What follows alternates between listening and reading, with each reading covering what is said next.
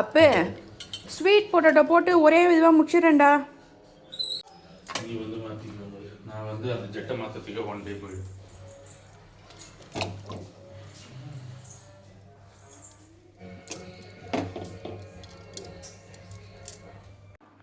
Sweet potato போட்டு இந்த வீட் ஃப்ளோரில், அதாவது கோதுமை பரோட்டா மாதிரி. ஐயோ கீழே வேறு செஞ்சிருச்சு. சரி பரவாயில்ல.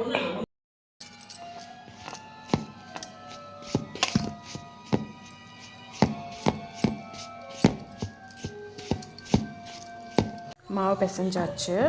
தட்டை போட்டு மூடி வச்சிடலாம். அப்படியே ஒரு 10-15 நிமிஷம் அப்படியே ஊறட்டும். பூண்டை கொஞ்சம் நசிக்கணும்னு வச்சுக்கோங்களேன், ஈஸியாக இருக்குன்னா தேய்க்கும் போது அப்படியே பல்லாக வெளியே வந்துடும் பூண்டு. நல்லா கொஞ்சம் நசிக்கலாம். நல்லா நசுக்கி போட்டோம்னா இது ஆகிடும். இட்லிக்கு மாவு அரைச்சி வச்சுருக்கேன். இருக்கிற கிளைமேட்டுக்கு வேறு இது புளிக்குமானே தெரில. நாளைக்கு காலையில் வந்துருச்சு, ஒரு விசில் வந்துருச்சு. சக்கரை வள்ளிக்கிழங்கு வந்து நல்லா வெந்து ரெடி ஆகிடுச்சு. இதை நான் அப்படியே கையிலே மசிச்சிட்டேன். இது கூட என்னென்ன ஆட் பண்ணுறேன்னு சொல்கிறேன்.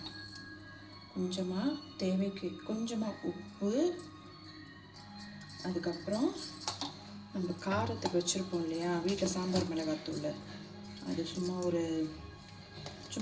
கொஞ்சமாக, காரம் ஜாஸ்தி வேண்டாம், கொஞ்சோண்டு ஒரு 1/2 டீஸ்பூனு. வேணும்னா கொஞ்சம் பெருங்காயம் போட்டுக்கலாம். ஓகே, பெருங்காயம் அப்படி.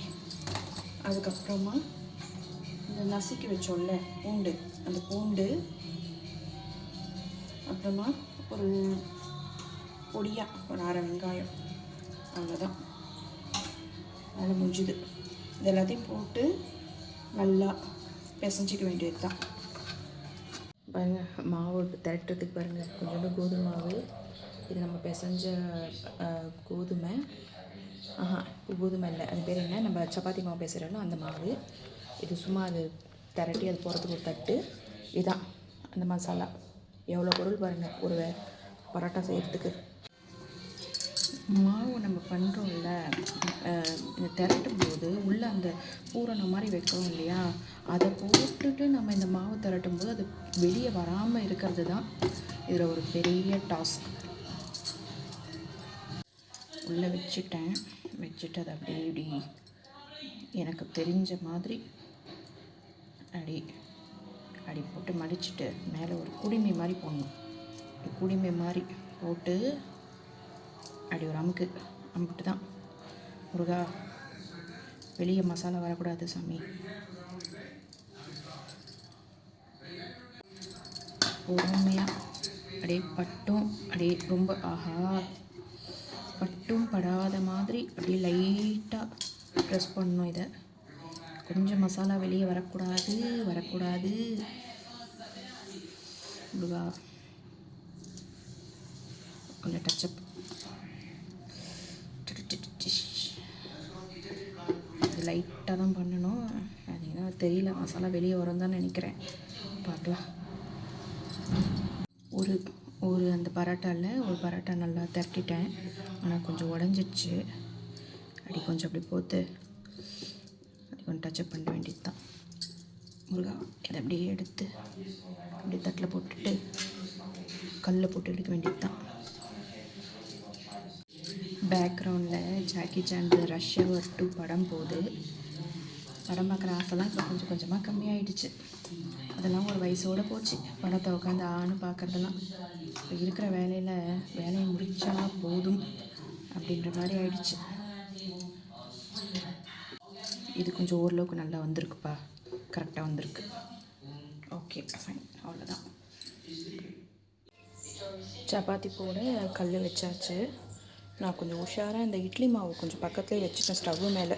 இந்த சூட்லேயாவது கொஞ்சம் நாளைக்கு அப்படியே கல்லை புளிச்சிருதான்னு பார்க்குறதுக்கு தான். கல்லில் ஒரு 1/2 ஸ்பூன் எண்ணெய் ஊற்றிட்டு இந்த மாதிரி எங்கே பார்த்தாலும் எடுத்து விட்டுடணும். அப்படின்னா கல் கொஞ்சம் ரெடி ஆகிடும். நம்ம போடும்போது நல்லா கொஞ்சம் ஈஸியாக வரும்.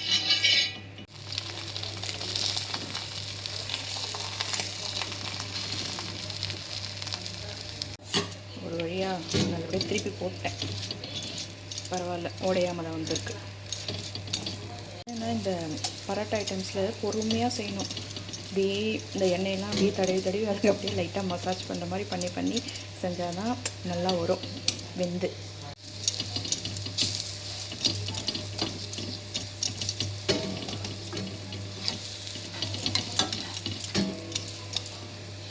லைட்டாக எழும்புது தெரியுதா உங்களுக்கு?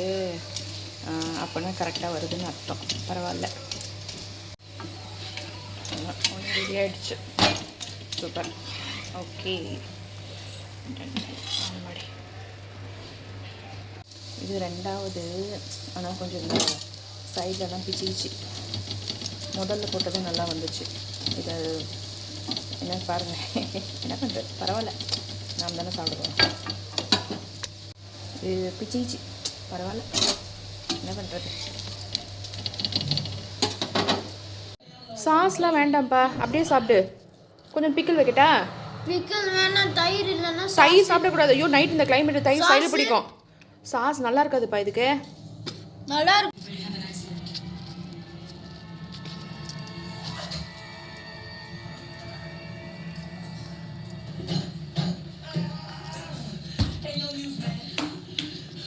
நல்லா இருக்குங்க, டேஸ்ட்டாக சமத்தியாக இருக்குது.